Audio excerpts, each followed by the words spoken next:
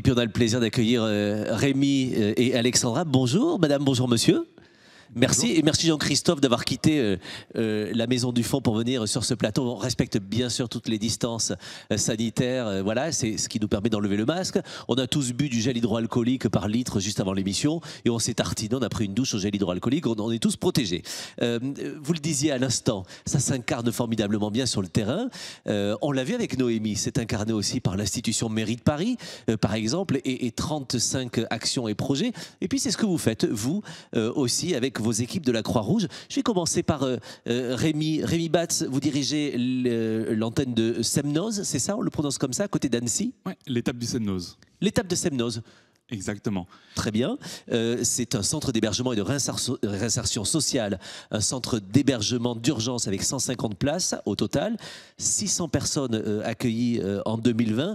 On peut le dire, vous accueillez des familles, des personnes à la rue en situation régulière ou irrégulière, des personnes parfois au parcours extrêmement compliqué, marquées par des épreuves terribles comme beaucoup de bénévoles Croix-Rouge sur le terrain. Et vous avez été directement impacté par la crise de la Covid. Et bien sûr, vous avez dû vous adapter dans l'urgence avec beaucoup d'agilité. La question que j'ai envie de vous poser dans cette émission C'est à nous et dans cette thématique sur la résilience, finalement, vous avez réussi, vous, en 48 heures à ouvrir un centre pour sans-abri, en une semaine ouvrir un centre pour confinés. Comment est-ce que vous avez fait pour être finalement aussi résilient et vous adapter aussi vite ? Alors avant tout, c'était une équipe qui était mobilisée et puis c'était de l'adaptation. Par exemple, oui, depuis maintenant 1 an, on a des points de direction tous les jours pour faire le point sur les actions. Et puis l'innovation, on a fait pendant 48 heures des entretiens sur une messagerie instantanée. Ça a été aussi des partenariats avec le 115, avec des associations qui font des maraudes et avec des institutions comme par exemple l'État.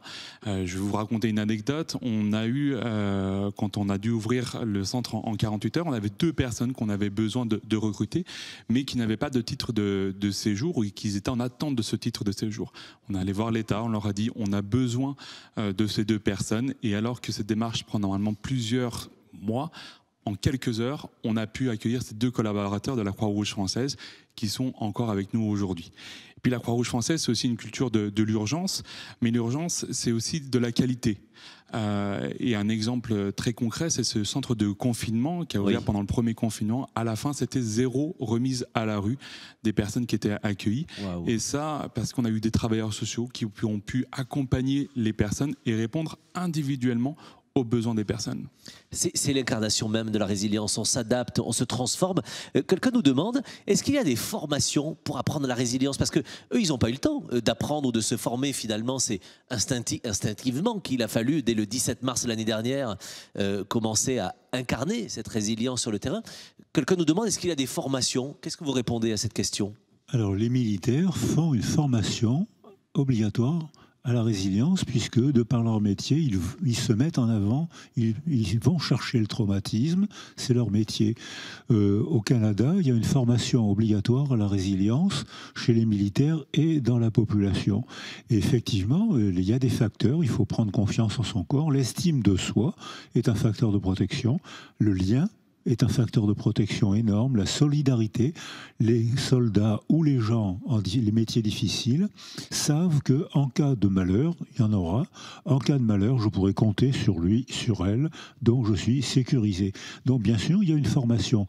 En France, elle est encore balbutiante, mais on peut faire une formation à la résilience.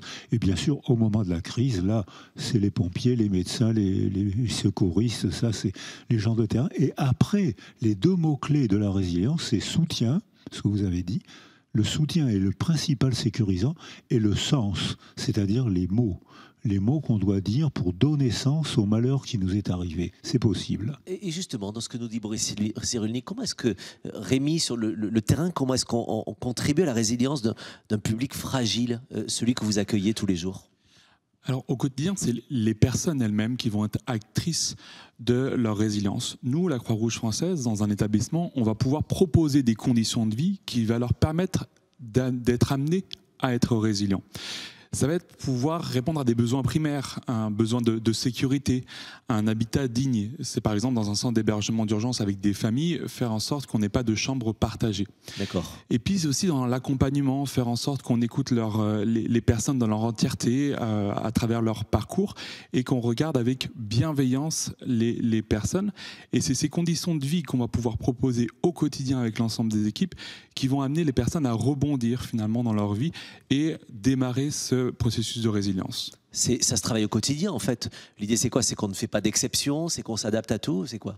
Exactement, c'est respecter les règles de l'inconditionnalité, et puis c'est répondre aussi à travers nos principes, à travers nos valeurs, que ça soit dans les personnes que l'on héberge ou aussi au quotidien dans notre management.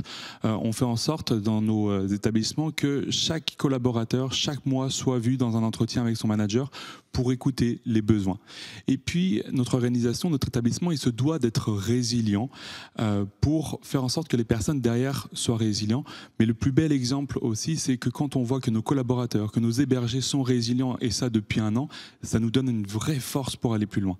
Noémie, finalement, ce dont on entend parler là, et puis on va avoir un autre super exemple avec Alexandra, on pourra en avoir des milliers, mais finalement, c'est ce qui peut inspirer une institution comme la mairie de Paris, parce que chaque collaborateur de la mairie de Paris, en contact avec les Parisiens, et parfois, et souvent même les publics fragiles, sont facteurs et acteurs de la résilience. Bien sûr, à la ville de Paris, il y a 55 000 personnes qui travaillent au quotidien dans beaucoup de domaines différents, de la petite enfance à l'action sociale. Et donc vraiment, la résilience, c'est aussi, ça permet simplement de révéler en fait déjà ce qu'ils font. Enfin, vous le disiez, c'est un révélateur, ça vient valoriser des choses que d'une certaine manière on fait déjà. C'est juste qu'on va se pencher davantage collectivement sur un objet et qu'on va aller chercher l'autonomie des personnes, la dignité des personnes, le pouvoir d'agir, etc. Et à la ville de Paris, et notamment dans le domaine de l'action sociale, c'est vraiment aussi le maître mot, l'aller vers. Enfin, et de toute façon, il y a des partenariats qui existent avec les pompiers, la Croix-Rouge, la protection civile dans ces domaines-là. Mais la question du pouvoir d'agir, elle est aussi clé pour la résilience et dans l'action menée par la municipalité aussi. Et on voit des belles choses dans ce que nous propose notre facilitateur graphique, Florent, qui nous écoute attentivement et qui se nourrit de ses réflexions, de nos échanges, pour les traduire en dessins, en mots. Merci Florent. Et on continue d'observer ce très beau tableau qui vous appartiendra à la Croix-Rouge juste après, parce qu'évidemment, il pourra être partagé avec tous les bénévoles pour que vous puissiez l'utiliser aussi comme outil pédagogique au quotidien. Et puis il y a des réactions sur le réseau et sur le chat. Quelqu'un nous propose cette définition: résilience égale une équipe, des partenaires, des savoir-faire, l'adaptation et aller vers. C'est exactement ce que vous venez de nous dire aussi du côté de la mairie de Paris.